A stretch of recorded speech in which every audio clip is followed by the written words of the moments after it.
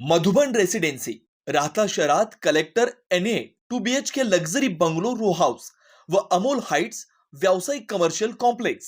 उपलब्ध सुविधा प्रकल्पाच्या बाजूने वॉल कंपाऊंड, 10,000 स्क्वेअर फुटांचं हिरवगार गार्डन, कॉन्क्रीट रस्ते, street light, children play park, green gym, security cabin, underground drainage, underground MSCB line, market, school bus stand 5 मिनिटांच्या अंतरावर.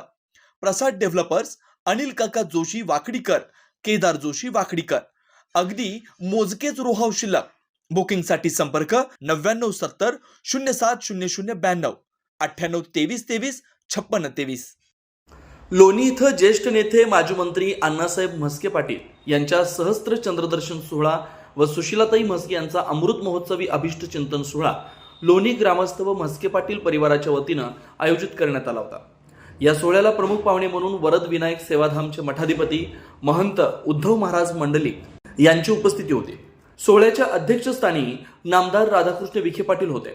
सोहळ्याला जिल्हा बँकेचे अध्यक्ष चंद्रशेखर घुले, माजी आमदार भानुदास मुरकुटे, सौ शालिनीताई विखे पाटील, प्रवरा आरोग्य विद्यापीठाचे कुलपती डॉक्टर राजेंद्र विखे पाटील, विखे पाटील कारखान्याचे अध्यक्ष माजी खासदार डॉक्टर सुजय विखे पाटील, शिक्षण संस्थेचे उपाध्यक्ष आबासाहेब खर्डे, गोदावरी संघाचे अध्यक्ष राजेश परजणे, प्रवरा बँकेचे अध्यक्ष डॉक्टर भास्करराव खर्डे, बाजार समितीचे सभापती ज्ञानेश्वर गोंदकर, शिर्डीच्या नगराध्यक्षा जयश्री थोरात, राहत्याचे नगराध्यक्ष डॉक्टर स्वाधीन गाडेकर, नंदकिशोर राठी, गीताताई थेटे, शांतीनाथ आहेर, विश्वासराव महाले, अरुण येवले, पांडुरंग खर्डे आदी मान्यवर उपस्थित होते.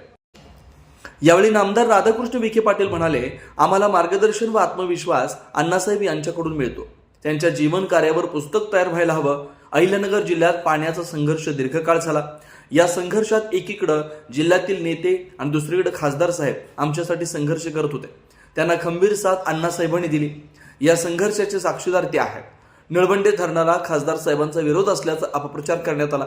धरण अकोले तालुक्यात असताना त्यांचा काही संबंध नव्हता. उलट जिरायत भागाला पाणी मिळावं म्हणून त्यांनीच प्रयत्न केले. यावेळी अण्णासाहेब म्हस्के यांनी आपल्या भाषणात अनेक जुन्या आठवणींना उजाळा दिला. या कार्यक्रमाचं स्वागत व प्रास्ताविक डॉक्टर सुजय विखे पाटील यांनी केलं. तर चंद्रशेखर घुले, भानुदास मुरकुटे, डॉक्टर भास्करराव खर्डे यांनी यावेळी आपल्या मनोगतातून त्यांना शुभेच्छा दिल्या. मित्र परिवार, परिसरातले सगळे पदाधिकारी आणि जमलेले सर्व भगिनी आणि बांधवांनो,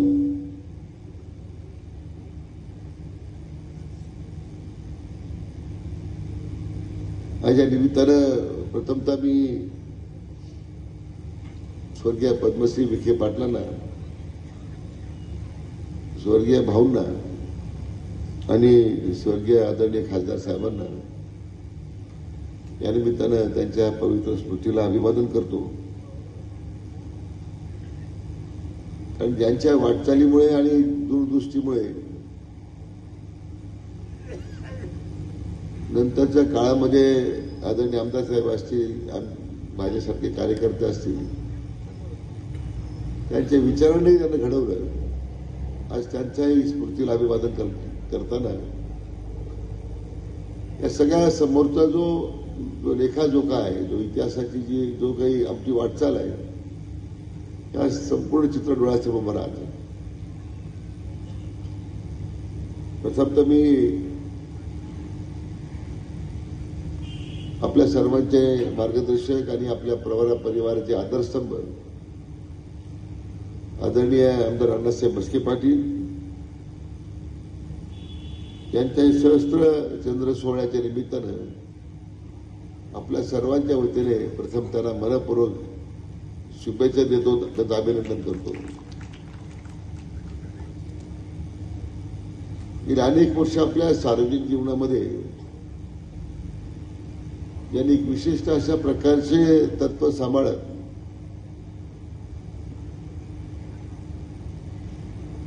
आणि आपल्या संपूर्णचे जीवनाची वाटचाल ते निष्कलंक निस्पृहपणे ज्यांनी संपूर्ण वाटचाल ज्यांची आपण पाहिली. आज त्यांचा हा सोहळा संपन्न होताना व्यक्तिगत मला व्यक्तिशः आनंद होतोय की मला सोहळ्यामध्ये सहभागी होता आलं. अनेक वर्ष आदरणीय खासदार साहेबांच्या बरोबर त्यांच्या संपूर्ण राजकीय वाटचालीमध्ये आम्ही कार्यकर्ते म्हणून राहिलो आणि त्यावेळी सुद्धा वेगवेगळ्या संघर्षाच्या ज्यावेळी संघर्ष झाले त्यावेळी आदरणीय आमदार साहेबांच्या बरोबर आम्ही सगळे मंडळी त्या ठिकाणी उभे राहिलो. अतिशय शांत संयमी आणि म्हटल्याप्रमाणे एक निस्पृह अशा प्रकारचं त्यांचं जे व्यक्तिमत्व आहे आणि म्हणून आपल्या समाजामध्ये परिसरामध्ये त्यांनी आपलं वेगळं स्थान निर्माण केलं. आणि आज आदरणीय खासदार साहेबांच्या नंतर या परिवाराचं समर्थपणे ते नेतृत्व करतायत, आम्हाला मार्गदर्शन करतायत, प्रत्येक कामामध्ये आम्हाला आशीर्वाद देत आहेत.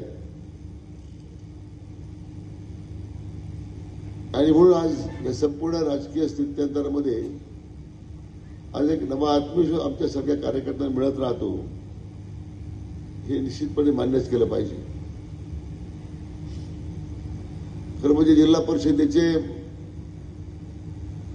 शेती समिती चेअरमन असताना तर पहिल्यांदा वाटतं खरीपाची मोठी मोहीम राबवली गेली आणि पहिल्यांदा हायब्रिड आपल्या राज्यामध्ये आलं आमदार साहेब बरोबर ना.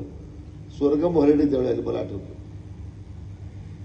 मोठा कार्यक्रम झाला राज्यामध्ये आणि आपल्या जिल्हा परिषदेच्या आणि आपला जिल्हा परिषद राज्यामध्ये सगळ्यात पुढे होतं आणि आदरणीय आमदार साहेब त्यावेळी शेती समिती चेअरमन होते. नंतरच्या काळामध्ये मग आपल्या महाराष्ट्र समाजवादी काँग्रेसची स्थापना झाली. आपल्यातल्या काही लोकांनी विश्वासघाताचं राजकारण केलं आणि त्यावेळी त्या पहिल्या विधानसभेला आदरणीय आमदार साहेबांचा पराभव झाला. पण नंतरच्या काळामध्ये जनतेने त्याची परतफेड केली आणि सलग तीनदा त्यांना महाराष्ट्र विधानसभेत पाठवलं. मला आठवतं आम्ही सह्याद्री अतिथीगृहावर महाराष्ट्राच्या मंत्रिमंडळाची ज्यावेळी स्थापना सुरू होती, मी नंदकुमार झावरे, वसंतराव कापरे, आम्ही सगळे त्या सह्याद्री अतिथीगृहावर गेलो होतो शंकरराव चव्हाण साहेबांना भेटायला. आणि एकच आमची मागणी, चव्हाण साहेब म्हटले काय पाहिजे, म्हटलं अण्णासाहेब आमच्या आमदार साहेबांना मंत्री केलं पाहिजे. आता माझ्या वय तरी काय त्या काळात होतं, मी काँग्रेसमध्ये काम करत होते आणि मग आम्ही खासदार साहेबांना भेटलो. तेव्हा खासदार साहेबांनी सांगितलं तुम्ही मूर्ख आहात, तुम्ही कशाने पंचायती करताय, मी तर बसलेलो आहे. अण्णासाहेब 100% मंत्री होणार, तुम्ही काळजी करू नका, हे नंदकुमार झावरे त्यांना सांगत होते. मला आठवतं तो काळ त्या पुलोद सरकारच्या काळामध्ये सुद्धा बबनराव ढाकणे त्यावेळी मंत्री झाले. बबनराव मला सोडायलाच तयार नव्हते, कारण आपलं काय होणार. आता मी काँग्रेसमध्ये असल्यामुळे साहेबांच्यामुळे मी फिरायचो सगळीकडे. मला साहेब दिल्लीहून आले, मला बबनराव म्हटले मला बरोबर घेऊन चालू विमानतळावर. नाही म्हटलं तुम्ही येऊ नका. मी विमानतळावर गेलो, आम्ही साहेबांना घेतलं. मी म्हटलं बबनराव फार मागे लागले. एस.एम. जोशी होते, नागा गोरे होते. तेव्हा आदरणीय खासदार साहेब म्हटले बबनरावला मंत्री केलं म्हणजे माझं पारणं किती. किती दूरदृष्टी होती त्यांना, त्याची मी वर्णन या ठिकाणी साहेबांच्या बद्दल बोलण्याची आवश्यकता नाही. आपण प्रत्येक बसणाऱ्या कार्यकर्त्यांना त्याची अनुभूती आलेली आहे. त्यांचा अनुभव प्रचंड दांडगा होता. जिल्ह्याचा संघर्ष तर नेहमीच सगळे एका बाजूला आणि आपण एका बाजूला. मी आता गेले 2 दिवस निळवंड्याचा दौरा करतोय. मी लोक प्रत्येक वेळी फार म्हणजे आपल्या महाराष्ट्राच्या जनता राजांना 4 वेळा भूमिपूजन केले तर निळवंड्याचे आणि प्रजा हेच भाषण करायचे बाळासाहेब घेऊ देत नाही, बाळासाहेब घेऊ देत. धरण कुठं आहे, आपण कुठे आहे. पण एक पट्टीत अकोल्यापासून फार कोपरगावपासून राहुरीपर्यंत एका पट्टीत सगळे कुठे एका वाक्यात बोलायचे विखे पाटलांच्या विरोधात. ज्याने ज्याने त्या प्रश्नावर खासदार साहेबांची बदनाम केली त्या सगळ्या लोकांचा परमेश्वराने बंदोबस्त करून टाकला. आणि या सगळ्या संघर्षामध्ये मला निळवंड्याच्या त्यावेळी आमदार साहेबांनी फार पुढाकार घेतला, अतिशय सकारात्मक भूमिका घेतली. त्यावेळी 85च्या मला वाटतं 87च्या लोकसभेच्या निवडणुकीमध्ये पाण्याचा संघर्ष झाला. त्यामुळे मला वाटतं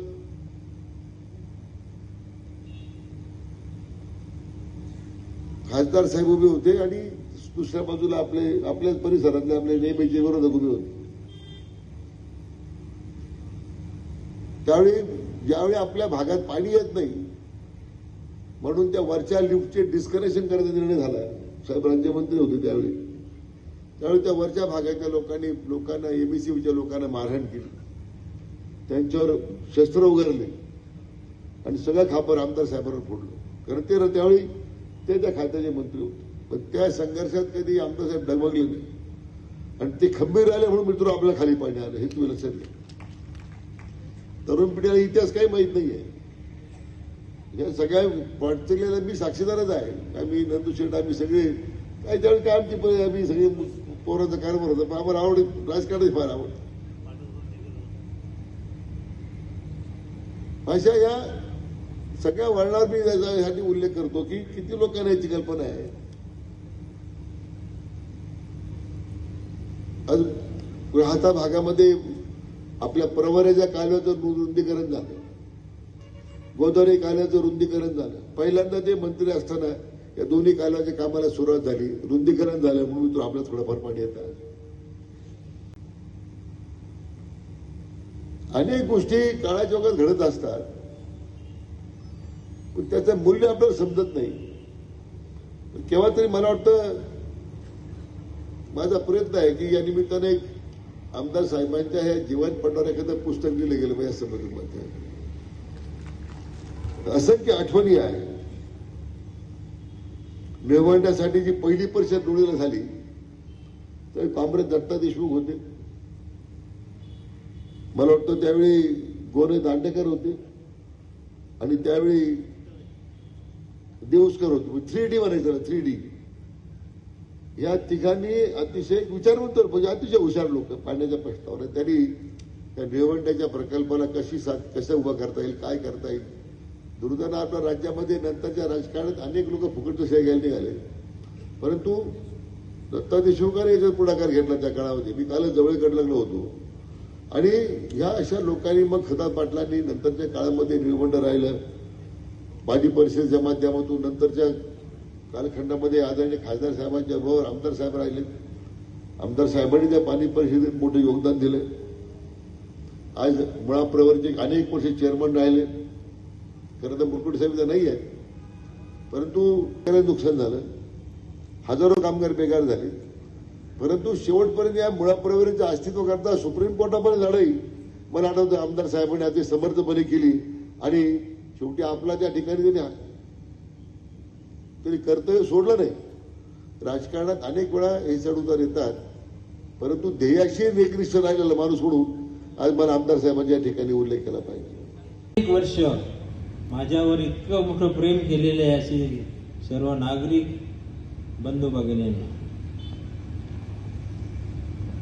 सुरुवातीला हा कार्यक्रम करत असताना डॉक्टर सुजयदादा विखे पाटील यांनी याची सुरुवात त्या पद्धतीने केली की अशा प्रकारचा कार्यक्रम आपल्याला या स्नेहभोजनाचा कार्यक्रम करण्याच्या दृष्टीनं आणि गावकऱ्यांच्या दोन्ही बुद्रुक, खुर्द आणि प्रवरा परिसरातील जी प्रमुख कार्यकर्ते गाव आहे त्यांना सर्वांना या कार्यक्रमाला बोलवावं आणि तशा प्रकारचं नियोजन मग नंतरच्या काळामध्ये सुरू झालं.